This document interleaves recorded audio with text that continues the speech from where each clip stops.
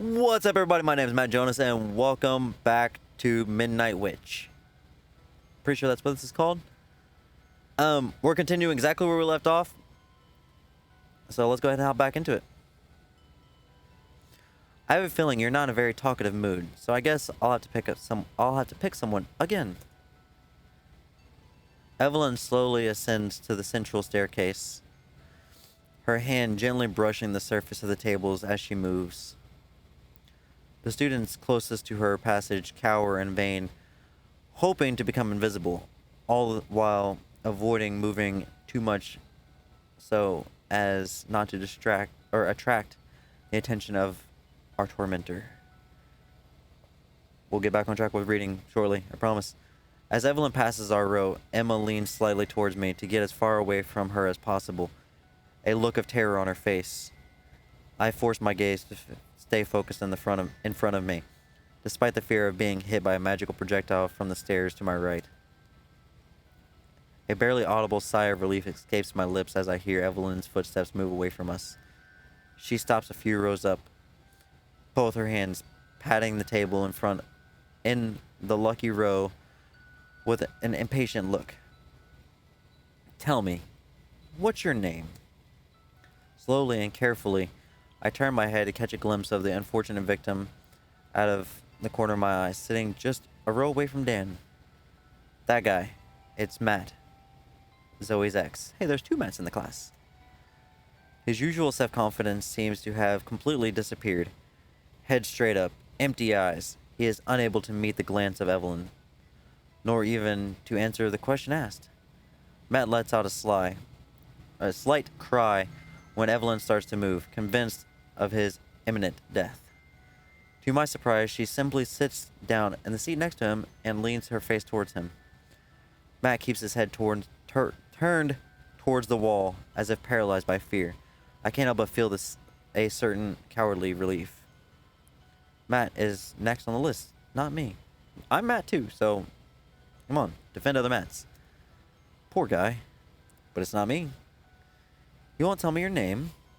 That's too bad. Matt's voice is barely audible. Matt. Evelyn smiles delightedly. Well, Matt, thanks for being a volunteer. Matt swallows. As if he was a volunteer, she picked him herself. A little microsociology question regarding the family.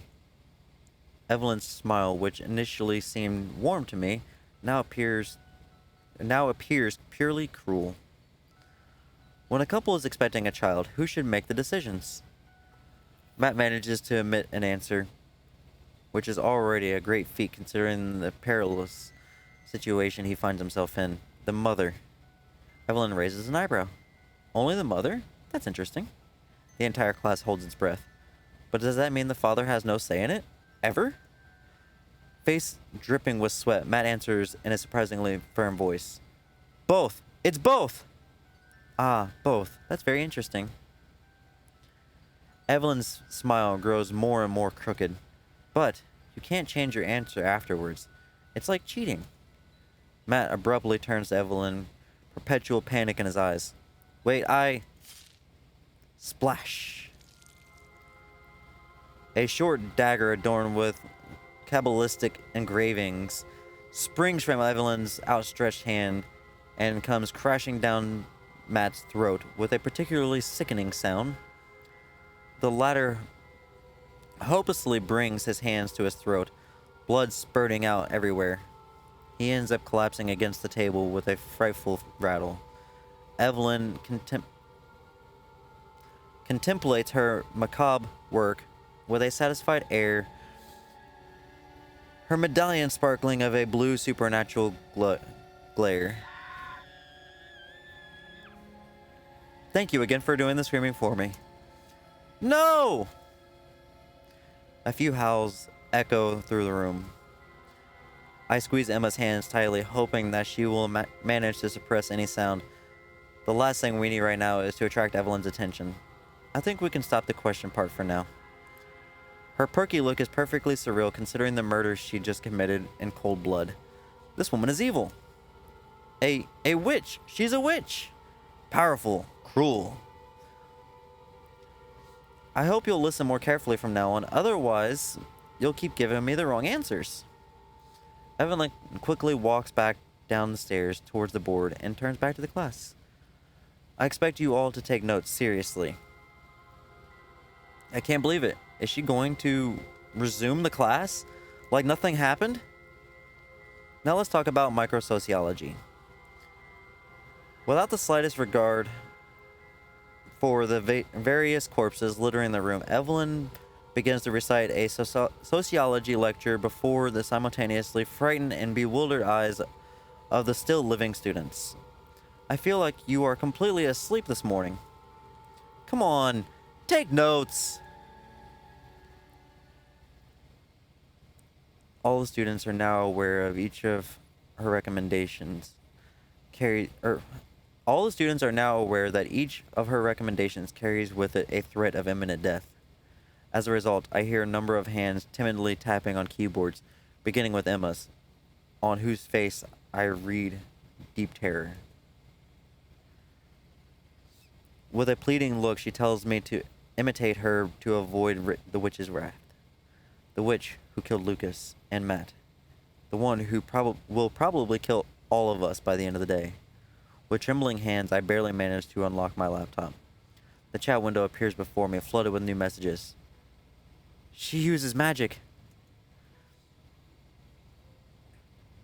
This is a nightmare. I'm having a nightmare. I just want to wake up. I'm in a nightmare.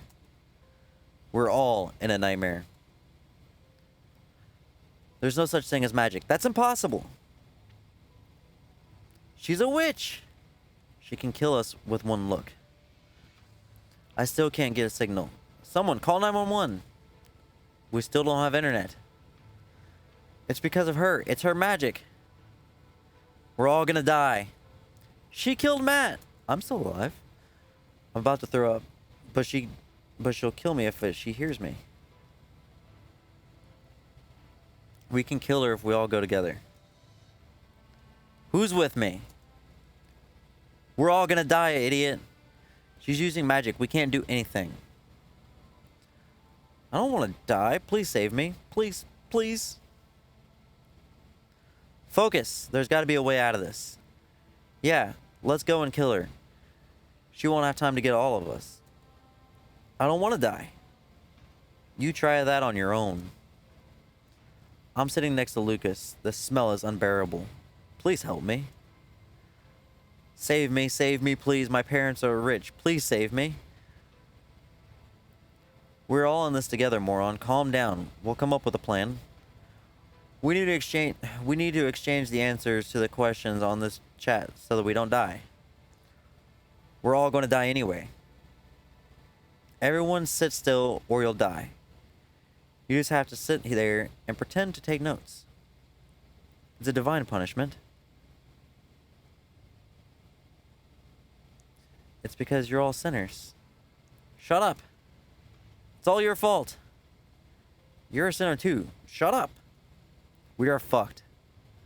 A divine punishment? Maybe that's what it is after all. A loud vomit echoes around the room. The girl sitting next to Lucas' corpse has finally cracked. I take a quick look at Evelyn. She continues her lecture without caring about the sickening noise. And all of these concepts bring us back to the decision-making process that you should already be familiar with. Were you the one who was afraid you'd die if you threw up? She spared you. Maybe she kills randomly? She's a witch. She would kill anyone. I don't know. I mean, you know that Lucas was a bit...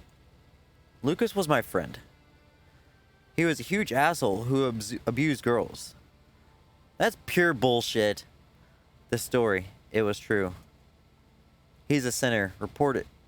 Repent, or you will all die. I heard about this. Of course it's true. I know one of his victims. I heard he always uses the same method. He picks up a shy girl, she comes to his room, and he... But that doesn't necessarily imply that she doesn't agree. I know a girl who didn't. He's the worst trash.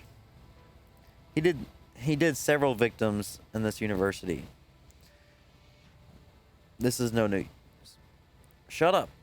If that was true, they would have told the cops. No, that's why he picked shy loner girls. It's much harder for them to go to the police. Besides, it's unbearable to even tell anyone about the details. I also know a girl who was abused by Lucas, so all the girls in our year know he's super dangerous. So true. That's why most of his victims were from other years. Lucas may have been an asshole, but how does this help us in any way? The witch is gonna kill us all. She doesn't start asking questions again very soon. Or she's gonna start asking questions again very soon. Yeah, that witch is gonna kill us like she killed Matt. I know Matt. He wasn't so much a saint either. Don't you dare say that. Matt deserved to die. But don't you dare say that Matt deserved to die. Matt was abusing girls? I've known him for years. He would never do that. I don't think he did that kind of thing, but I heard a messed up story of him. He had a one-night stand with a girl who got pregnant, and he made her have an abortion. So what? Matt didn't do anything wrong. She made the decision to abort. Despite the visceral fear that refuses to leave my body, I try to concentrate on the last exchanges. Matt forced the girl he slept with to have an abortion. This reminds me of something. The memory exchange between Matt and Evelyn just before his death suddenly flashes back to me. When a couple is expecting a child, who should make the decisions? Evelyn, she asked Matt that question. A very specific question for Matt. Does that mean she knew? In a brief moment of lucidity, I try to gather my thoughts. Evelyn is a demon, a witch, a psychopath. She can kill us all with a snap of her fingers, and yet she follows a very specific plan. She gives us orders, terrifies us, asks us a question. A small voice in my head starts to grow louder. What if she didn't kill randomly? I mentally run down the casualty list. Lucas seems like he was abusing girls. People might even say he deserves what he got. He's someone punishable. Matt, he forced a girl to have an abortion. Another behavior Evelyn would want to punish, as she might consider that he was gaslighting the girl to get what he wanted, regardless of the girl's well-being. Yet he answered that the mother should be the one to make the decisions. Did he suspect that Evelyn knew?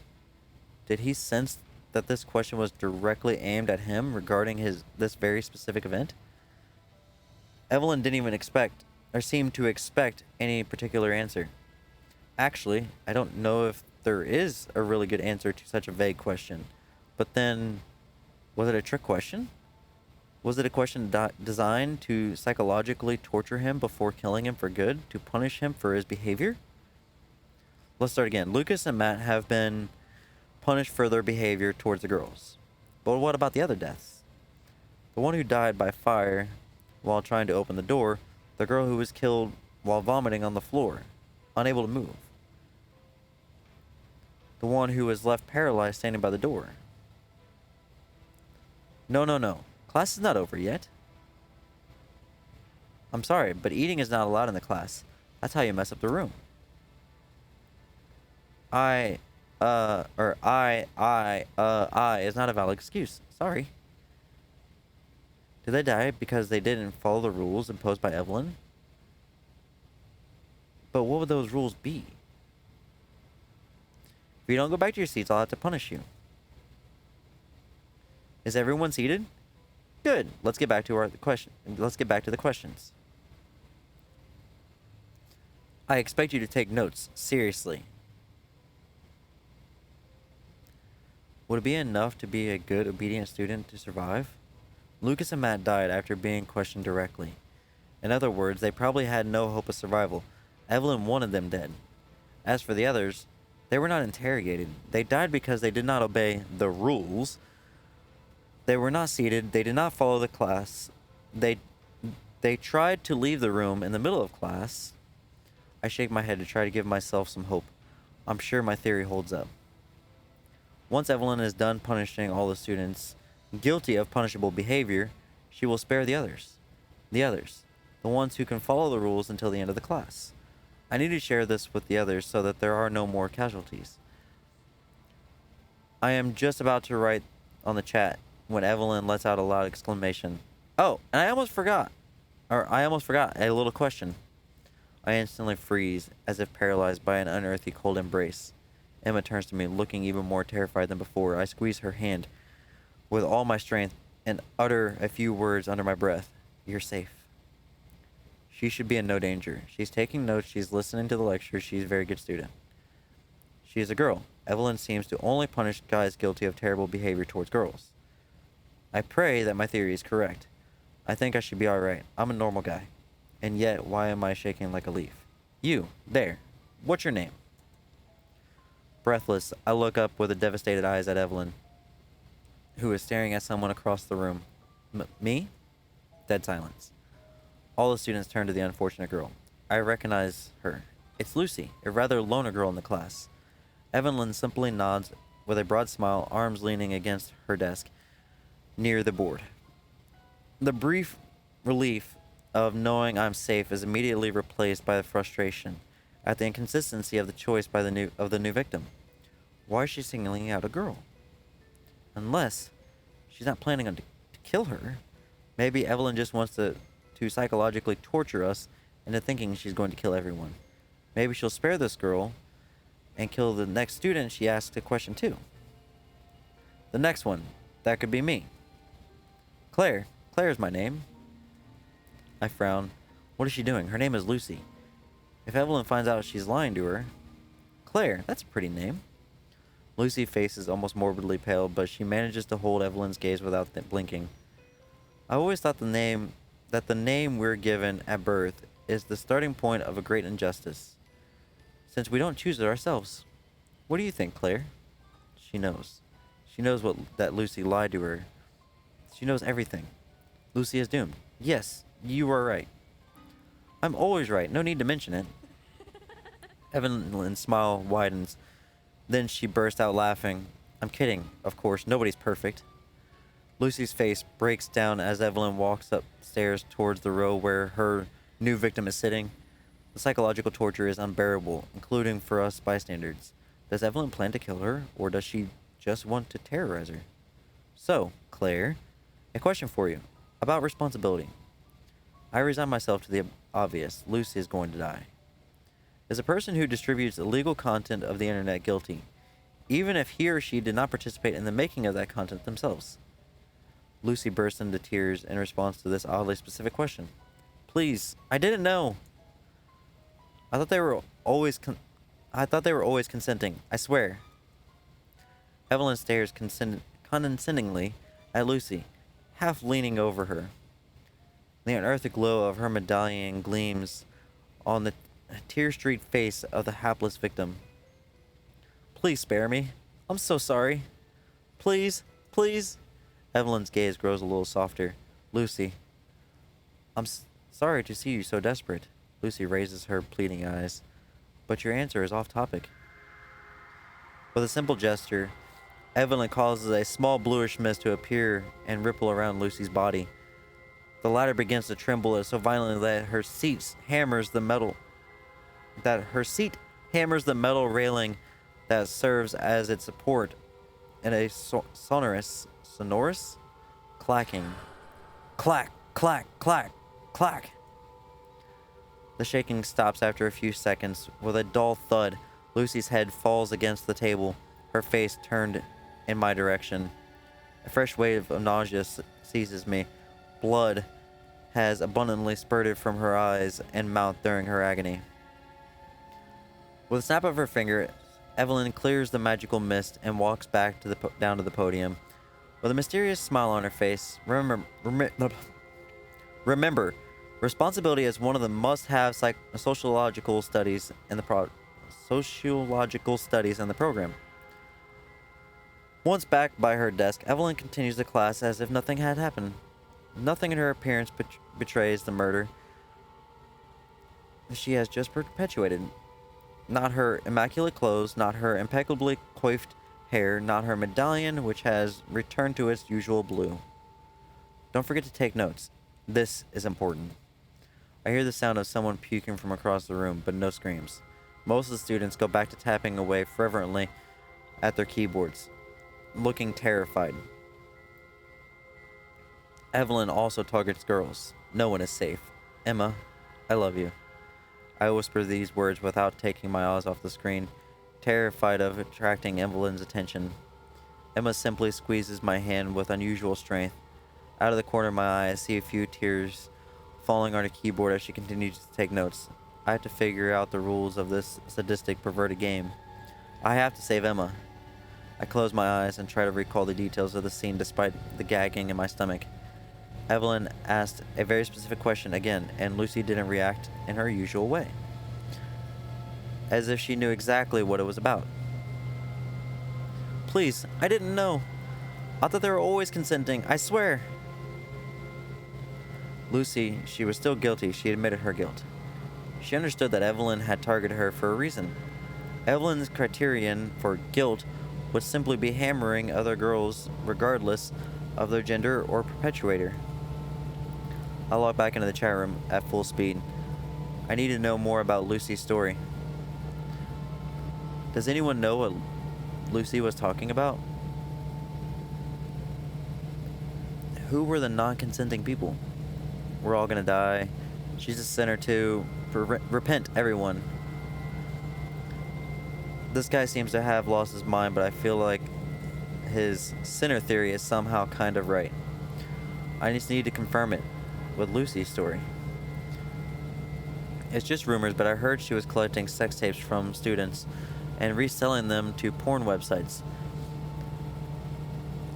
I guess in a lot of the cases, the girls didn't even know that they were being filmed. I never checked online, though. It's not a rumor, it's true. She even admitted to it herself. Not sure if this is related, but I have seen videos of Lucas on porn sites. Same. +1. And not just Lucas, by the way. There are a few other guys from this university who had videos of them having sex with a lot of different women, or different girls. Would that mean that Lucy had to deal with these guys? That would explain Evelyn's question about responsibility. But how could she know something like that? She's a witch. She knows everything. We're all gonna die. It's only a matter of time. My theory seems to be confirmed. There are two types of victims, the punished and the disobedient. The punished are targeted directly through Evelyn's questions, which allows her to remind them of their misdeeds before killing them. They are guilty of having carried out terrible acts, supposedly on girls. In other words, those who didn't do any evil thing have nothing to fear in principle. As for the disobedient, it can be anyone. The moment you disobey Evelyn's rules, you have a target on your head. Supposedly, it would be enough to pretend to be a good student and to obey orders when she gives them. Supposedly.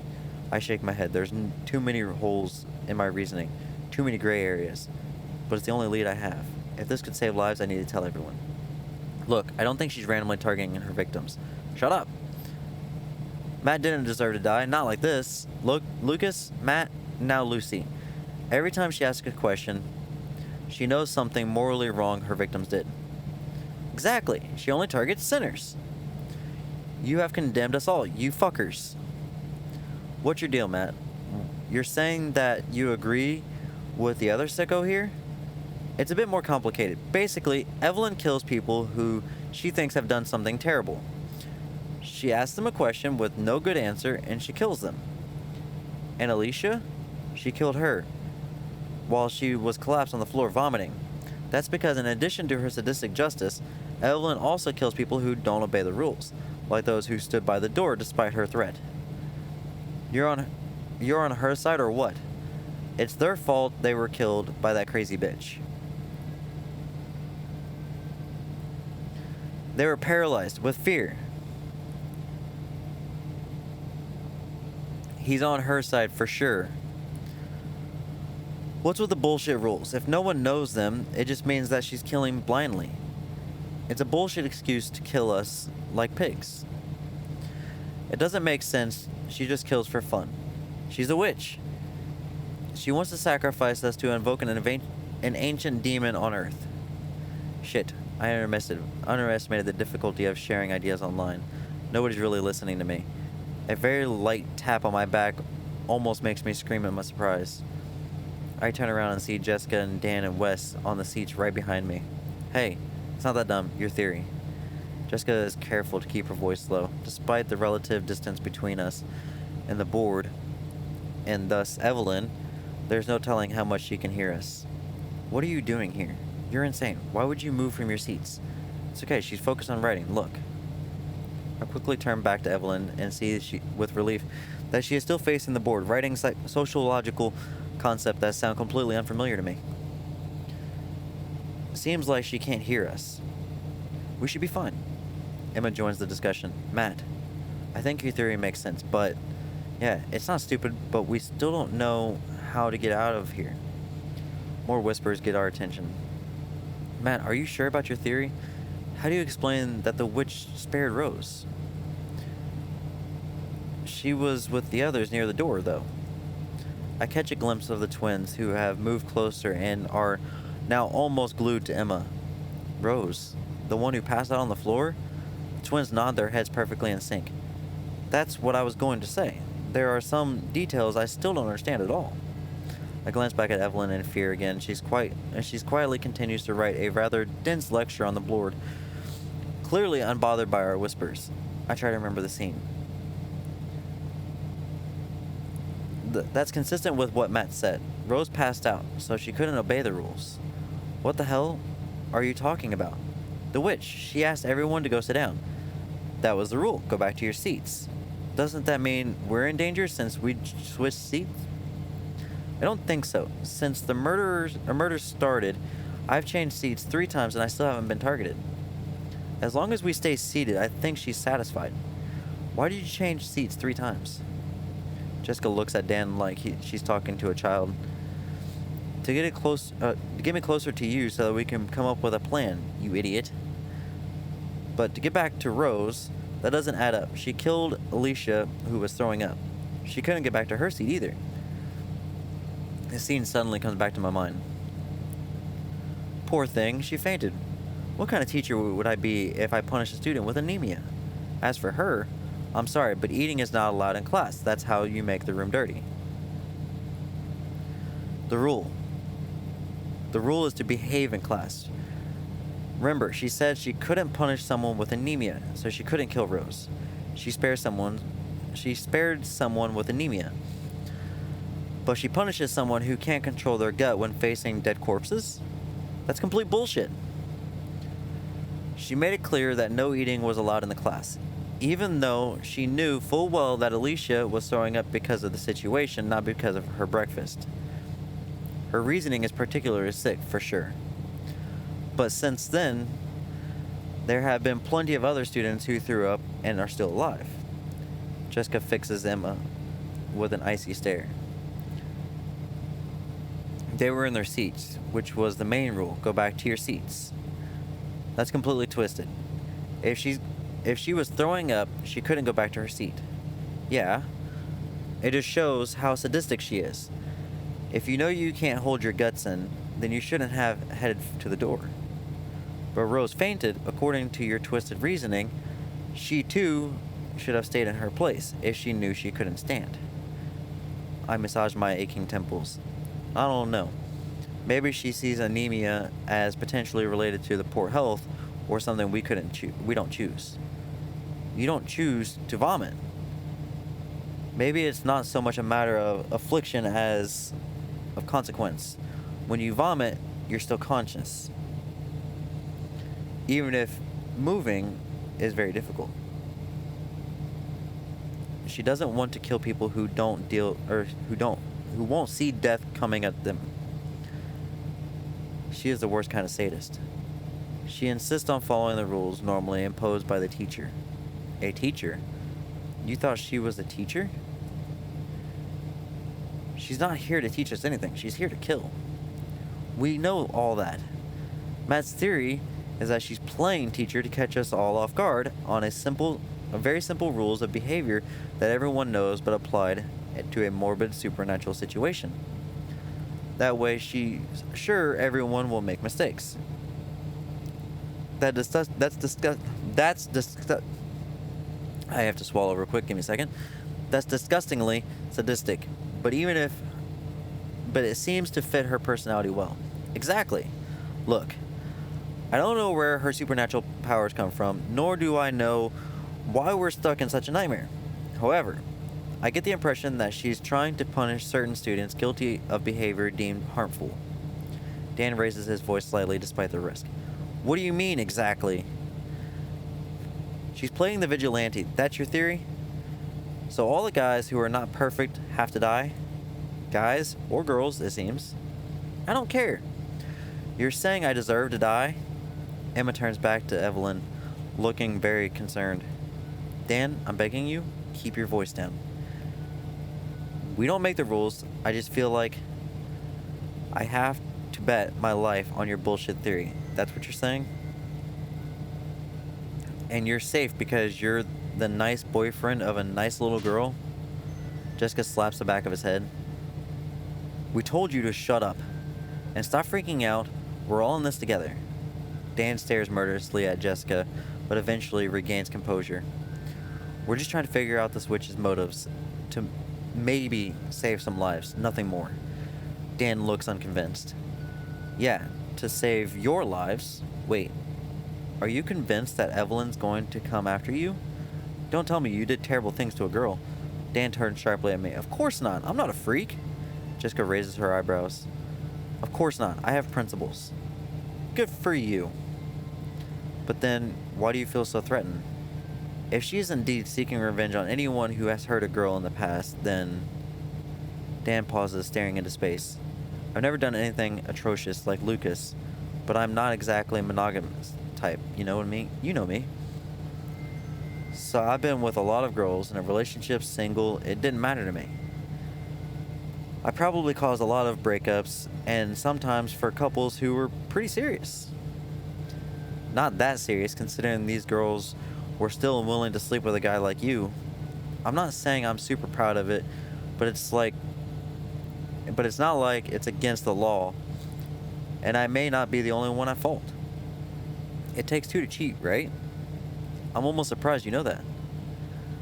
That still makes me a guy with reprehensible behavior. Call it morals, values, or anything.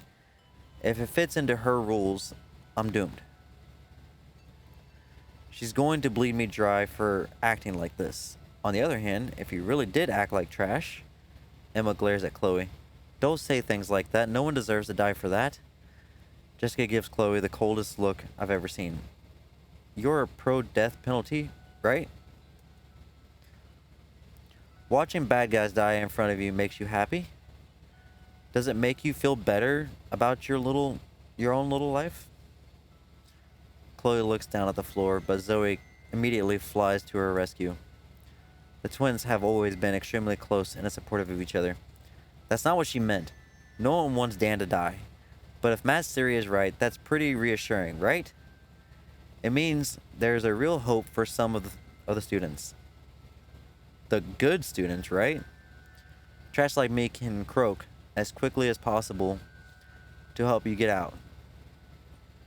No, that's not what you meant, right?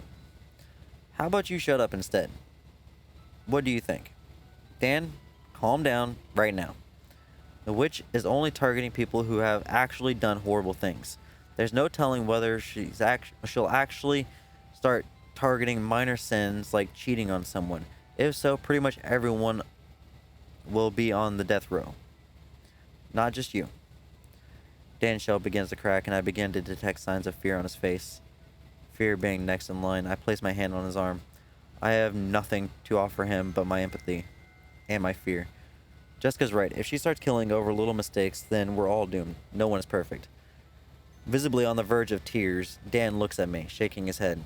Alright, back to the main topic. How can we use this theory to get out of here? Yeah, we have to find a loophole in the rules. There's got to be one.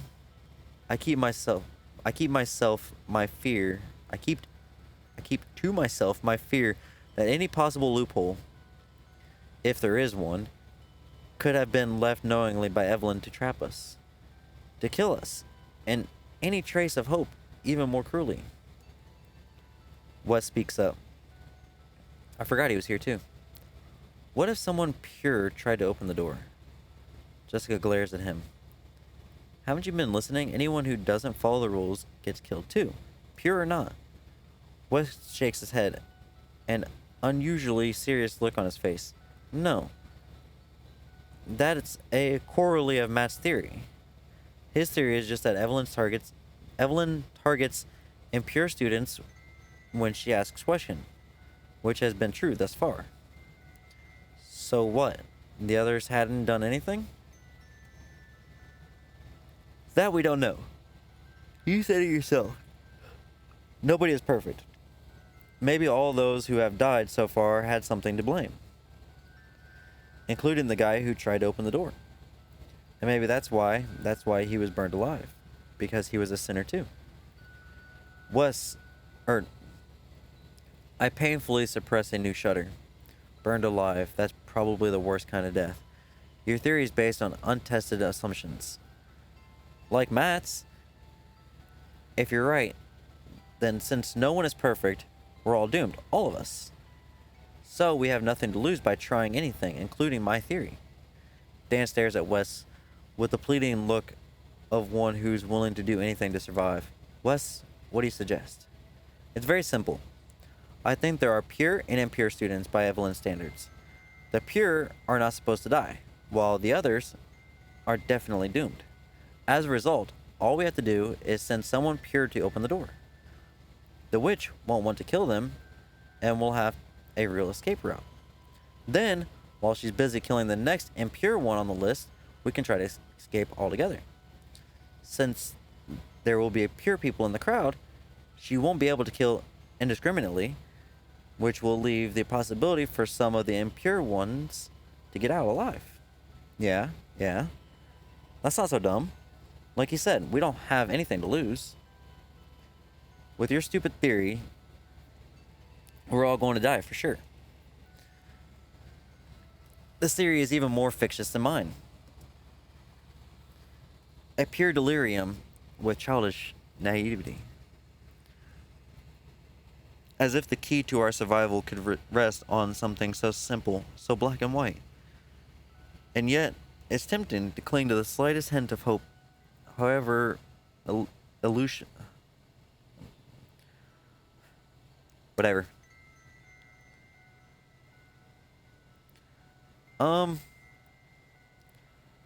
Before I make the decision, we're gonna go ahead and end this episode here. If you guys are enjoying this, please comment below. Tell me what you think of it so far. Give me your thoughts, theories. I would love to see what you guys are, thinking about this story so far. Until then, I will see you guys later.